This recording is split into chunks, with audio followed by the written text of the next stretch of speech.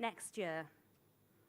Agreeing the destination is so important for our cause, but we need immediate action if we're going to get there. So our coalition will also commit to concerted measures now, to roll out sustainable aviation fuels, for example, or boost investment in zero-carbon propulsion technologies, and crucially, supporting countries where the transition to clean aviation will be most difficult. This group can become a catalyst for action, making sure that consistent, continuous progress is made in the months and years ahead. That's the purpose of our new coalition, and I'm hugely grateful to all our overseas friends and colleagues for helping get this incredibly important initiative off the ground. I'm pleased to have so many of you here today. But of course, the real work begins now. As we look to the ICAO Assembly and beyond, the coalition will continue to meet and will warmly welcome new states who are interested in joining. By stepping up collaboration through ICAO, led by states in this coalition, we will show the world that aviation is not only committed to tackling climate change in the future, but also serious about taking the practical steps to reverse decades of rising carbon emissions today. Thank you.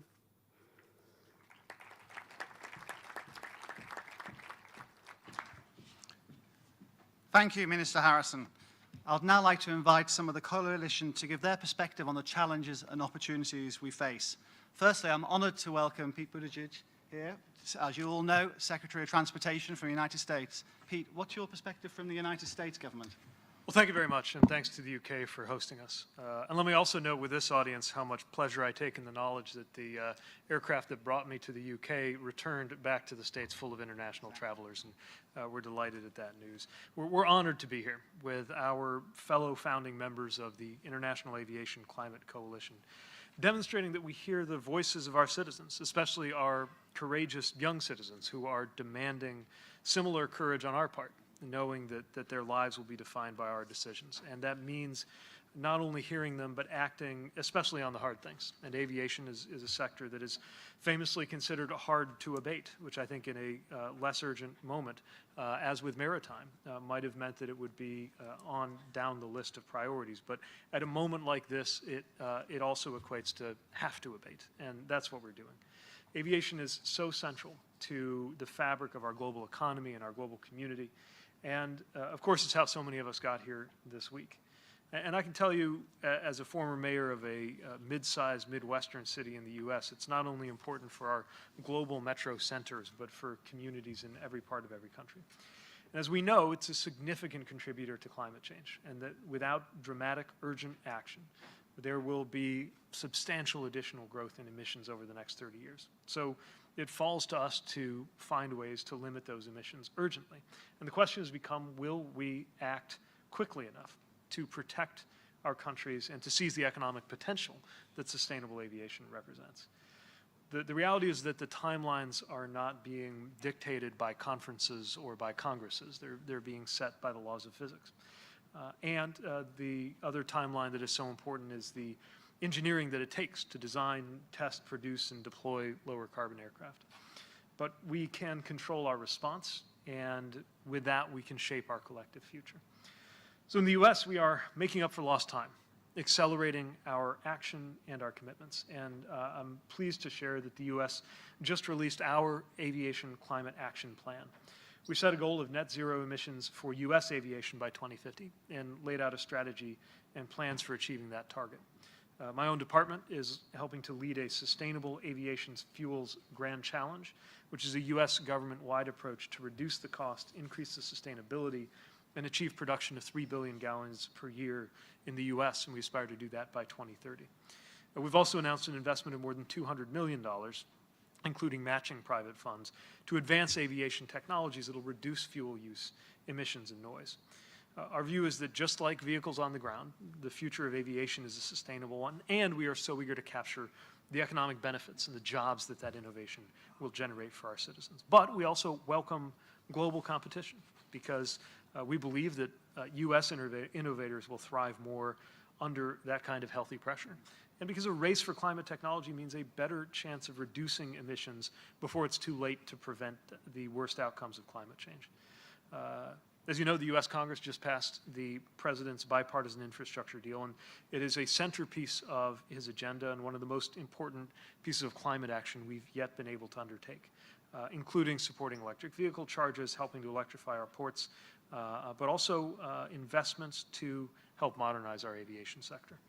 And we believe that, like so many of the challenges we face, our success will depend in sustainable aviation on global coordination. Now, we've got a lot of positive momentum through the International Civil Aviation Organization. Countries have worked together to establish clean and technology standards and policies to support the development of SAF and to agree on a global carbon offsetting measure for aviation known as CORSIA.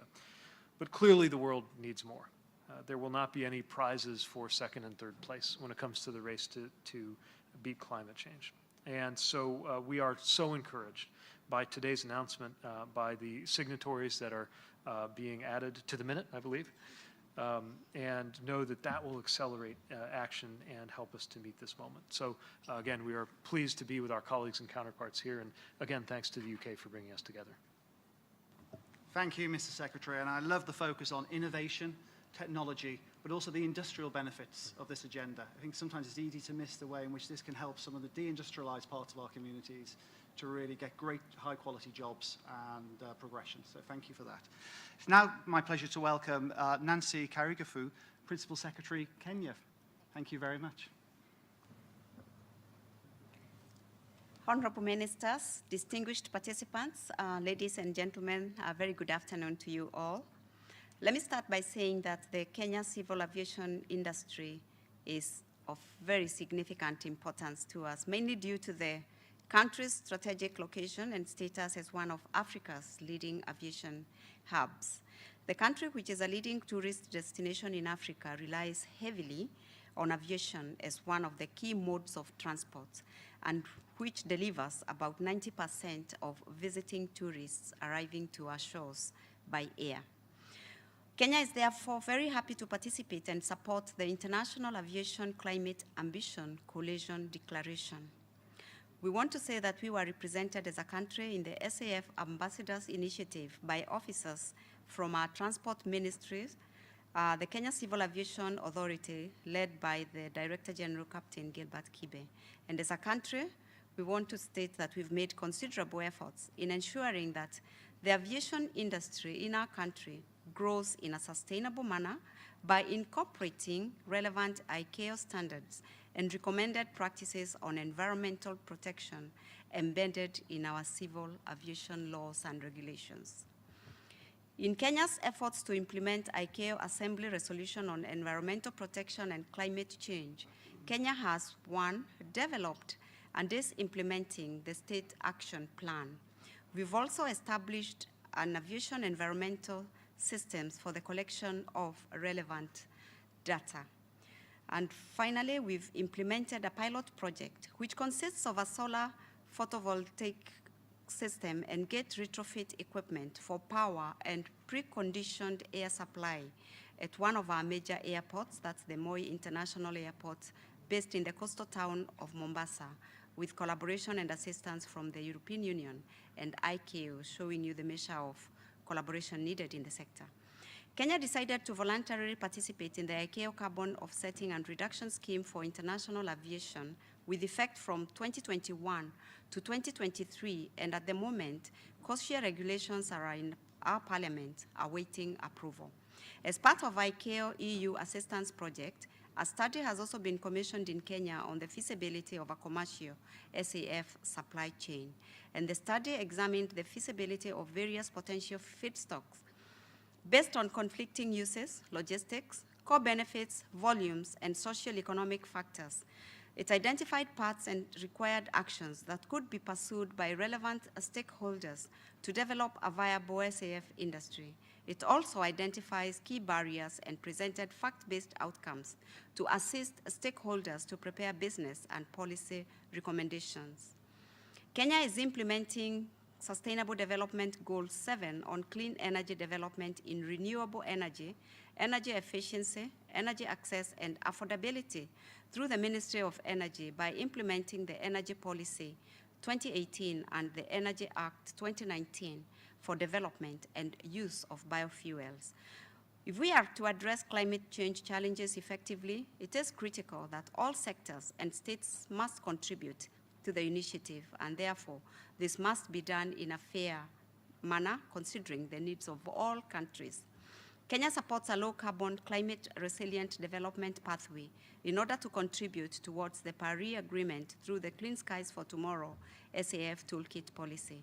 This will include the promotion and implementation of clean, efficient, and sustainable energy technologies to reduce over-reliance on fossil and non-sustainable biomass fuels for net zero aviation sector for society and the planet. As I conclude my remarks, please allow me to quote from the late Professor Wangari Maathai, a Kenyan Nobel laureate, who said, "We have a responsibility to protect the rights of generations of all species that cannot speak for themselves today. The global challenge of climate change requires that citizens ask for no less of their leaders and themselves." Thank you very much.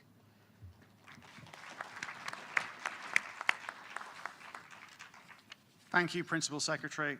Beautiful words at the end. I think ones that we should all keep close to our heart right the way through this conference and in future years. So thank you for that. Our next speaker is Dr. Tetsuyo Saito, Minister of Transport, Japan. Unfortunately, the representative from Japan is unable to join us in person today. However, we're very pleased to have a video message from him, which we'll play now. 日本国国土交通大臣の斉藤鉄夫でございます。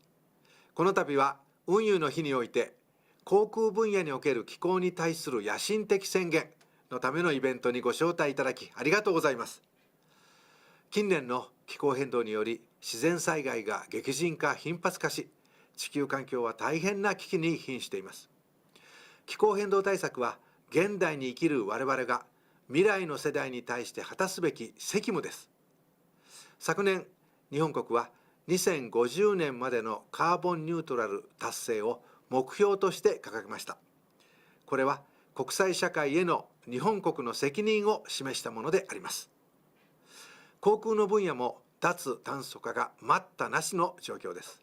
特に国際航空は国境を越えたグローバルな輸送モードであり、同分野における脱炭素化の推進には国際協調が非常に重要となります。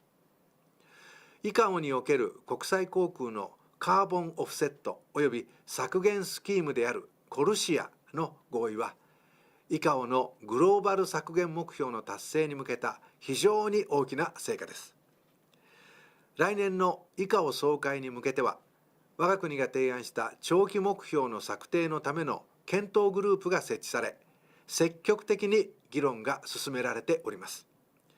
今回の航空分野における気候に対する野心的宣言は、航空業界の意欲的な取り組みを促すとともに、来年の長期目標策定に向けて大きなサポートになると考えております。このため、我が国として本宣言に署名できることを大変喜ばしく思います。我が国は今後ともICAOの議論をリードし、航空分野の気候変動対策に積極的に取り組んでまいります。最後に、今回このような大変貴重な機会を設けていただいた英国政府に御礼を申し上げ、私からの挨拶とさせていただきます。ありがとうございました。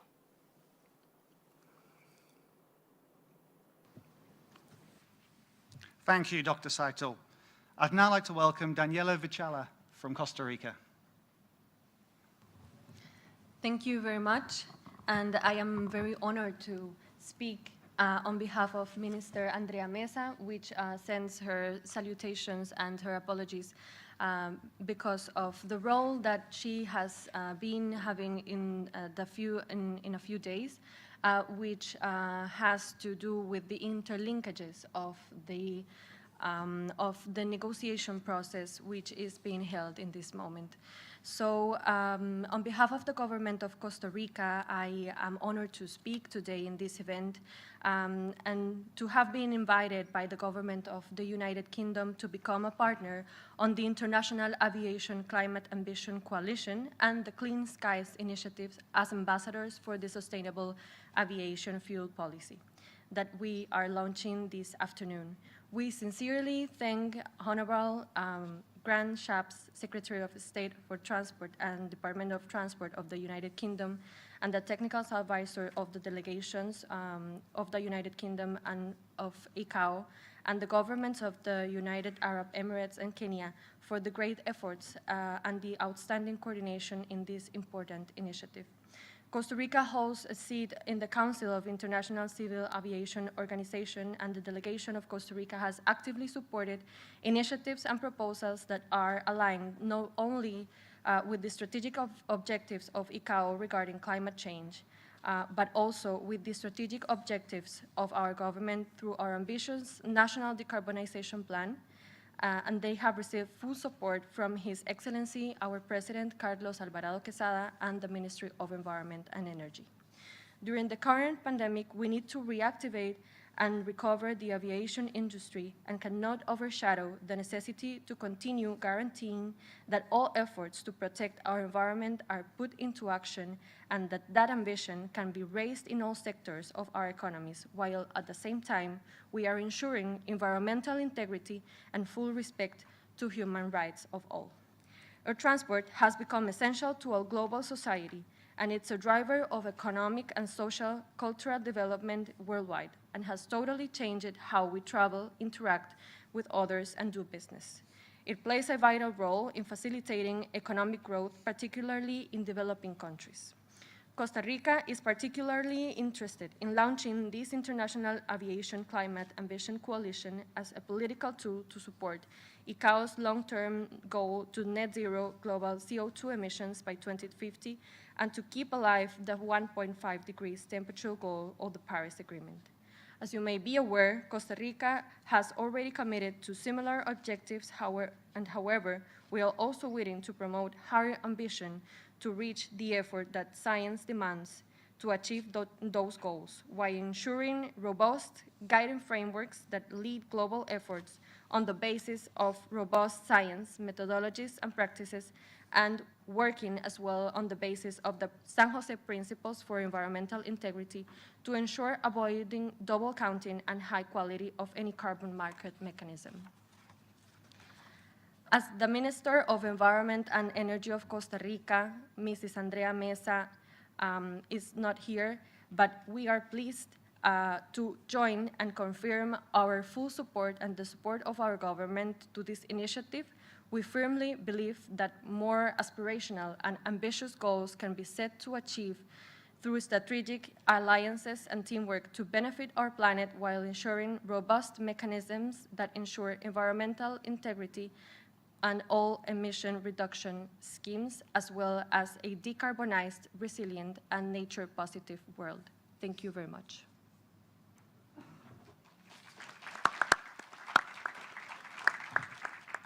Thank you, Ms. Vijalta.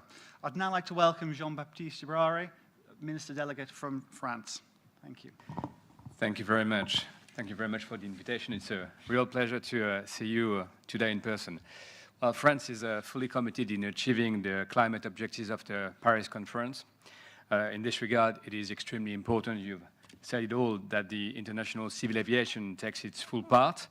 It is a global challenge for which France is pursuing the development of sustainable aviation fuel and also working on the next generation of low-carbon and zero-carbon aircraft. The role of ICAO and the work decided at the last assembly is very much welcome. We know that it will be necessarily based on the extensive use of sustainable aviation fuel, as it's the only way to decarbonize the aviation sector in the short term. And we are also counting of the deployment of CORSIA, which remains an unparalleled tool federating all the ICAO states. In this context, France strongly supports the adoption by ICAO of an ambitious LTAG, long-term aviation goal, to achieve net zero by 2050. The industry made very impressive commitments over the last 18 months, and the states must follow up to make this objective a reality. France also welcomes the explicit mention of the importance of promoting capacity building support for the implementation of CORSIA and all other ICAO climate measures for the benefit of all sectors. Finally, I would like to thank the UK COP26 presidency for launching this declaration, and I'm very glad to announce that France, as well as the EU, support the International Aviation Climate Ambition Declaration. Thank you very much.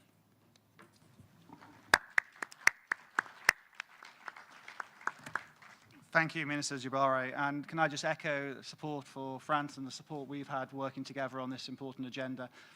You've heard as well from all the delegates here the depth of support around sustainable aviation fuels, which is a critical part of this, but also the importance of working internationally and through ICAO structures as well. So thank you for emphasizing those points. Finally, please can I welcome to the stage Andrei Vizyak, Minister for the Environment and Spatial Planning. I'm not going to welcome Andrei Vizyak, Minister for Environment and Spatial Planning. He wanted to be here, but unfortunately, I think the formal term is he's been copped. I think we're all feeling like that after the end of 2 long weeks. So unfortunately, we're not going to hear from him today. Can I just thank again the panel for their contributions? I think, as I said before, I think hopefully what you've got a sense of from this discussion is not just the breadth of support around this agenda and this coalition, but also the depth of support. I think we all recognize, and I think the Secretary of State for Transportation for the United States emphasizes, this is hard. This is not going to be easy. But that means we all need to step up, and we all need to play our roles.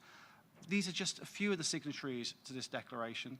We know there are many more in the audience, also watching online. And I want to reach out and say thank you to each and every one of you for signing. You're great first movers. But this is not the end of the coalition. This is just the beginning. And we know we need to build on from this. And now, in many ways, the hard work begins. What we want to do now, though, is try and bring this to life for you. We want to show you some of the actual breakthroughs, some of the technologies and the innovations that are helping us change the nature of transport. So please, if you can turn your attention to the screens, we'll see a short film that showcases progress towards the vision of flight. Or maybe not. Slovenian minister is here. Ah, there we go. This is real-time chairing today. So we're back on schedule. So if I can now thank the Minister for Slovenia. We raced ahead in our agenda, but thank you for joining us. We're now back on schedule. Excuse me, dear President, for this, because we have non-governmental organization and they are leading us through this negotiation process, and please, yes, I apologize. So, dear Excellencies, Ministers, delegates, on behalf of Republic of Slovenia, I would like to thank to everyone involved in preparing the International Aviation Climate Ambition Declaration, which serves as a key step towards the long-term ambitious CO2 reduction target to be agreed at ICAO Assembly in autumn next year. Our presence here today and our recognition of the importance of these declarations give me great hope that the global aviation sector is on the right track to respond and adapt to climate changes, especially as all continents are represented here today. It is my great pleasure that Slovenia is joining the coalition and that the coalition enjoys also the support of all EU member states. The declaration comes at a key moment in the recovery of international aviation from COVID pandemic, but also as a key opportunity to secure future sustainability in line with the United Nations Sustainable Development Goals. The aviation sector can namely be linked of 15 of 17 goals, ranking from resilient infrastructure and sustainable fuels to connectivity and reducing inequality, just to name a few. Slovenia joined the coalition as an expression of strong support to a truly sustainable aviation sector, which brings its important contribution to the climate effort globally in line with the Paris Agreement. Thank you very much for this opportunity.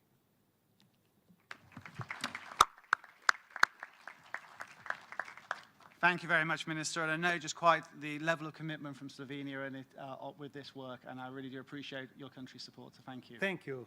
Thank and you. I apologize again. Not at all. It's lovely to have you here. Thank you. Thank you. And as I was saying, should we now look at the video for showing some of the technologies and innovations with the way in which we want to bring this to life and show the scale of what's been achieved already, but also a sense of the possibilities of what's to come. Thank you very much.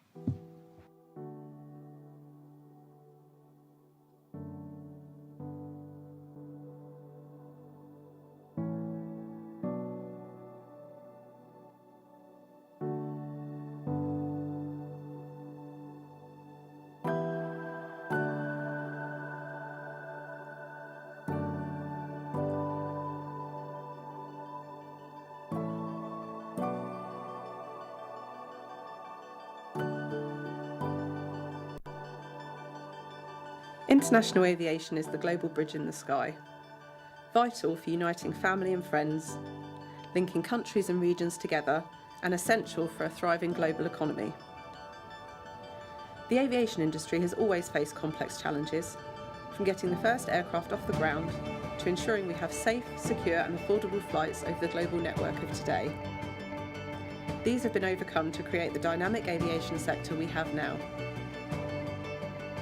Tackling air travel's impact on our planet is now the sector's greatest strategic challenge. But it also provides opportunity for innovation, new technology and green jobs.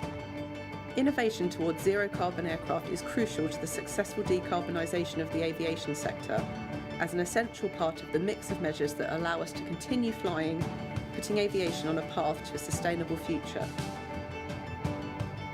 Advances in technology are also enabling businesses to develop new and disruptive models and services which will change how people and goods are transported in the future. Industry has a proud history of innovation in aviation, and this story continues as we enter a new era of zero-emission flight. Battery electric aircraft are now being developed for entry into the market, alongside aircraft powered by green hydrogen. With bold plans to scale up the technology and put it to use in larger commercial passenger planes, making zero-emission commercial flight a reality.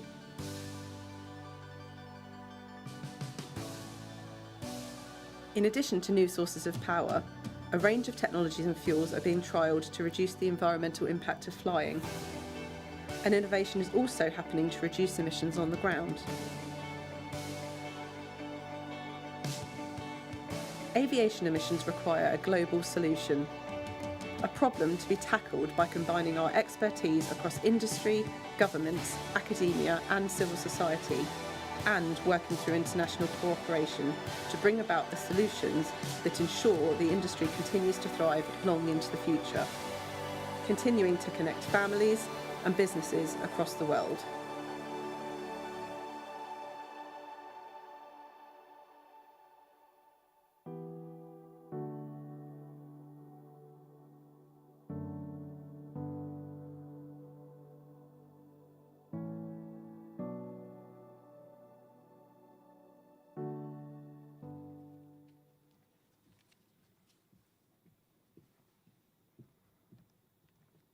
How inspiring was that? That's great, isn't it?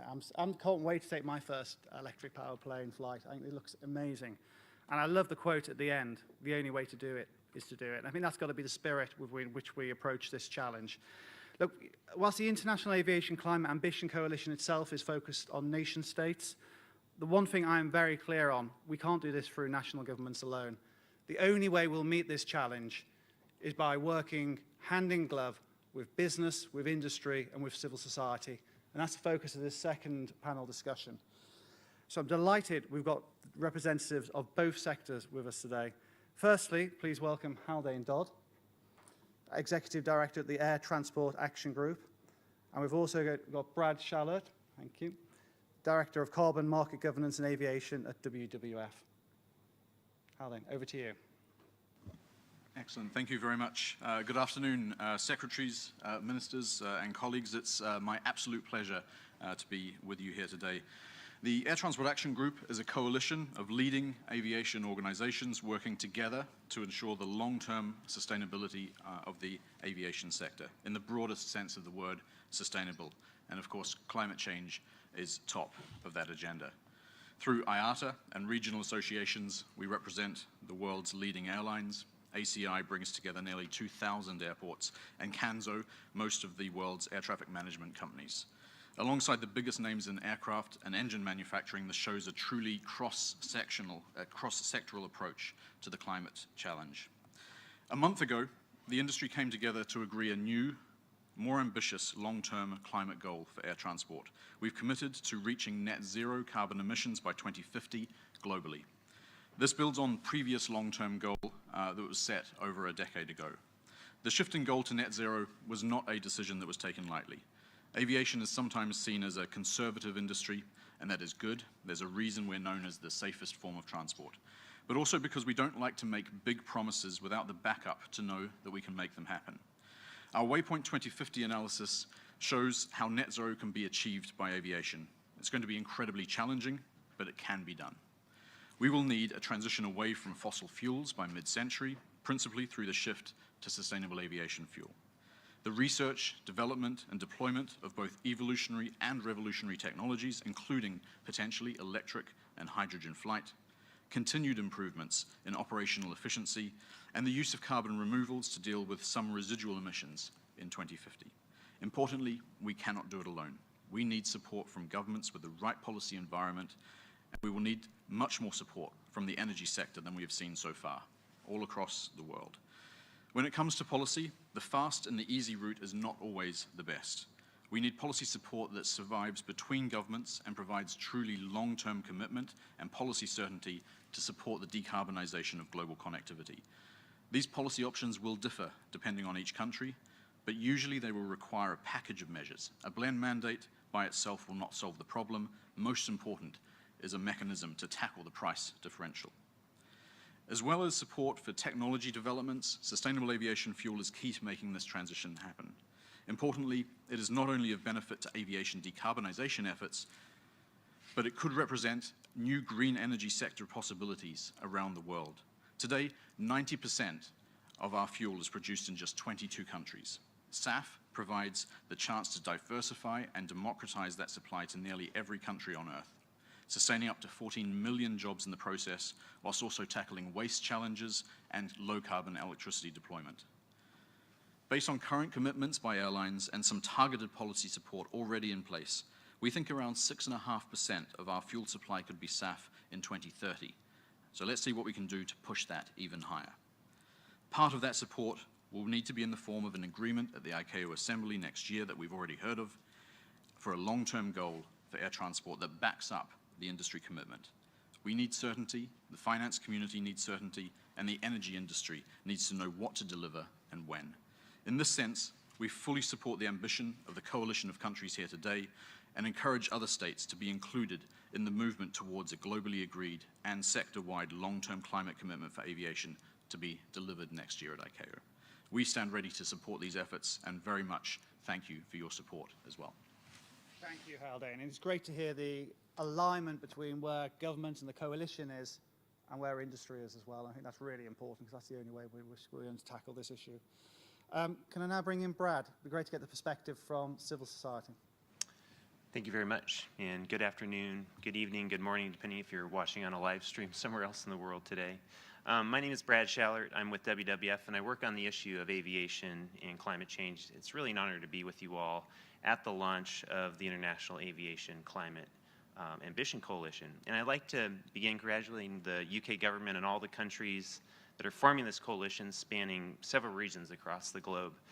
For what will soon be a decade, I've been advocating for ambitious government action that would enable aviation to do its fair share towards contributing to the amount of science-based emissions cuts we need for the benefit of people and nature.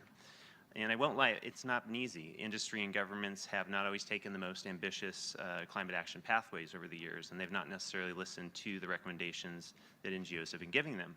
And the climate crisis has accelerated. We are running out of time, but there is a greater recognition, even in the aviation industry, as you just heard, that we need every tool at our disposal to cut emissions, and we need to be pulling pulling those levers, using all those tools right now. And that includes efficiency measures. It includes operational measures. It includes sustainable aviation fuels. It's also important for looking for ways to reduce overall demand for aviation. I know that that's not necessarily a popular opinion among airlines, but the International Energy Agency's recent model does show that cutting overall levels of flying will have to happen a bit in order to meet the 1.5C goal. But I'm starting to see a really marked shift over the past couple years, where airlines are really starting to realize that they cannot delay decarbonization any longer. And they're increasingly taking action into their own hands by committing to set science-based targets under the Science-Based Targets Initiative, for example. And I believe that more and more governments recognize, too, that they have to take individual action. We heard from some of the governments on stage here. They're doing their own domestic action because they know that that's needed as well. We're really excited to see that international collaboration is happening as well, because these individual actions cannot be done without international collaboration. This declaration is one of those examples of international cooperation. In 2016, we saw countries in the UN International Civil Aviation Organization agree the carbon offsetting and rejection scheme for international aviation. And I bring this up not as an example of something that all NGOs agree on. I raise it as an example of how governments can come together and can agree on an issue on climate change in ICAO. And one of those items next year that countries can adopt is a long-term goal for international aviation that aligns with a 1.5-degree future. Not just any outcome will suit, it has to be aligned with a 1.5-degree goal. That is what the science calls for. Thank you very much.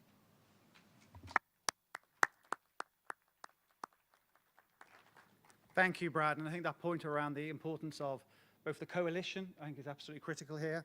And I think at the staging point as well, I mean, the technology around how we're going to decarbonize is still to be determined. I think there's a lot of research we need to do, and part of the partnership needs to be with our science communities around the globe. But we know the early steps we need to make. Efficiency has got to be at the heart of this, and sustainable aviation fuels as well. That's got to be the bridge to the long-term goal here. And as you've heard, the way in which we'll have to do this is through a coalition. It'll be national governments, it'll be industry, it'll be civil society. But as Minister Jabrari said earlier on, the way in which all that comes together is through ICAO. And what I'm very pleased to welcome today is a message from the President of ICAO. Thank you.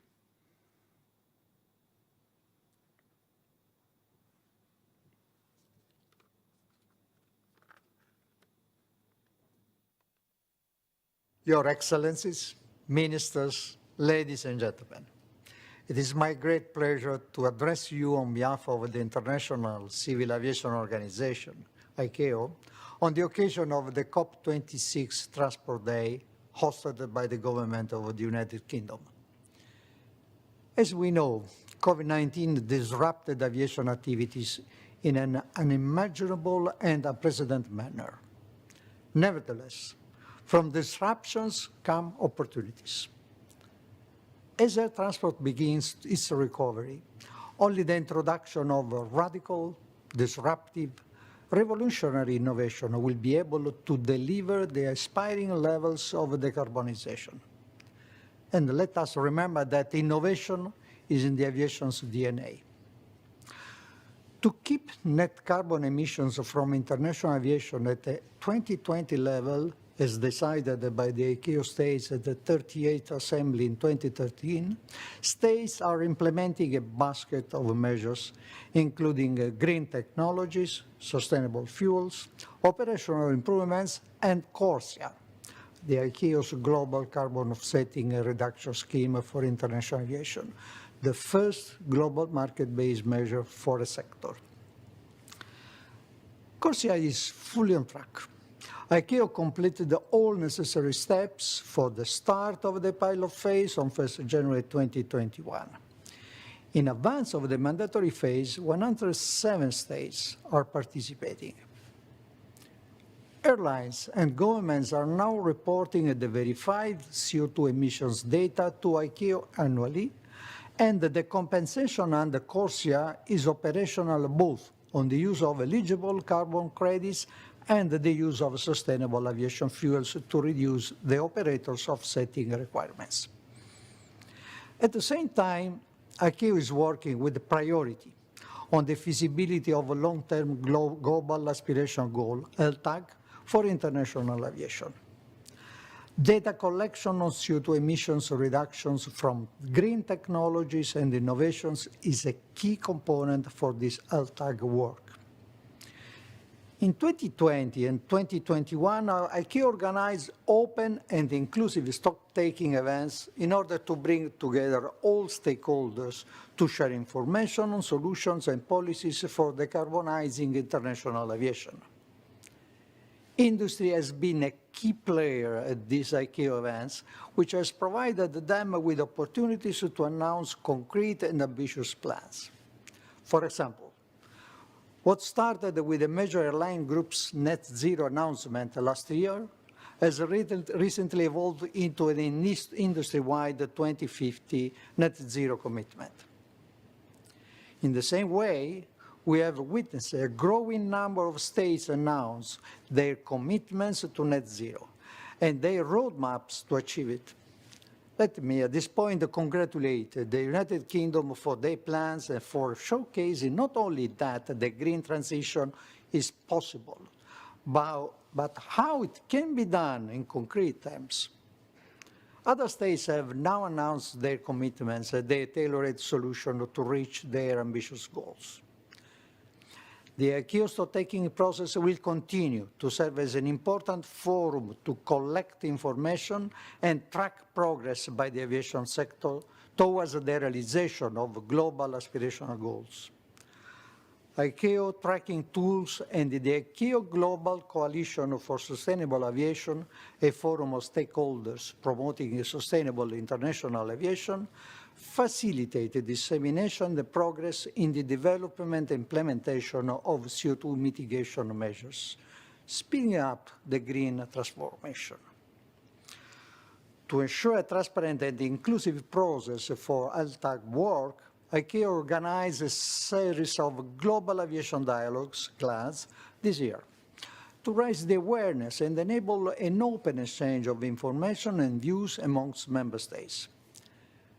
A second round of GLADs is planned next year to familiarize states with the results of the technical analysis and to discuss means of implementation. In addition, ICAO will convene a high-level meeting in July 2022 to facilitate the conversion of views on LTAG. Together, these dialogues and meetings will facilitate recommendations by the ICAO Council on the long-term goal for consideration by the 41st session of the ICAO Assembly in September 22. In this context, I would like to welcome the launch of the International Aviation Climate Ambition Coalition today.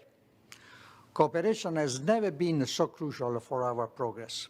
This coalition is well placed to play an important role in building momentum among all ICAO states ahead of our assembly next year. I'm sure that this very much welcome initiative, together with several other initiatives at the national level, will play a pivotal role in support of ICAO deliberations on global aviation decarbonization. Thank you very much for your support in this journey towards aviation's green transformation. Thank you, Mr. President. Can I just emphasize the importance of the 2022 Assembly? I think that's going to be an absolutely critical meeting in terms of taking the steps we've seen set out today and really starting to put them into action. Look, as I bring this event to a close, can I just say how inspired I feel about the coalition that's been built here today, a sense of support for this coalition, and the breadth and depth of membership. What you've heard today is some of the founding members, and can I just take a moment to thank everyone who's been a founding member of the coalition for taking that first step forward on such an important agenda. I'm confident that we won't be the only members, and many more countries will join us over the coming months. But can I applaud the ambition of the founding members for signing up. I think after today, the real work of the coalition now begins. As we start to honour all of our commitments we've made and seek to make ambitious steps, both individually, but also together and through ICAO to ensure the international aviation sector plays its role in ensuring that we can achieve the 1.5 degree or less. This is going to be challenging. This is going to be hard, but it is vital for the future of our industry. And more importantly, it's vital for the future of the planet. Can I also thank our panelists from industry and civil society? As we've said, it's critical that we work together on this agenda. Governments on their own will not be able to achieve this. We need the ingenuity of the private sector, we need funding from the private sector, and we need civil society to play its role in ensuring that it all comes together. I know the coalition will want to intensify the way in which we work with you and all stakeholders to support these shared goals. And finally, can I thank each and every one of you assembled here today for supporting the launch of the coalition. I know the steps many of you are taking within your own countries to help reduce and tackle aviation emissions and take the step-by-step measures we know we need to achieve net zero. I sincerely hope this coalition can help galvanise, can help mobilise the necessary steps that we all need to take to minimise aviation's climate impacts. Can I wish you well for the rest of your time in COP26, and thank you very much.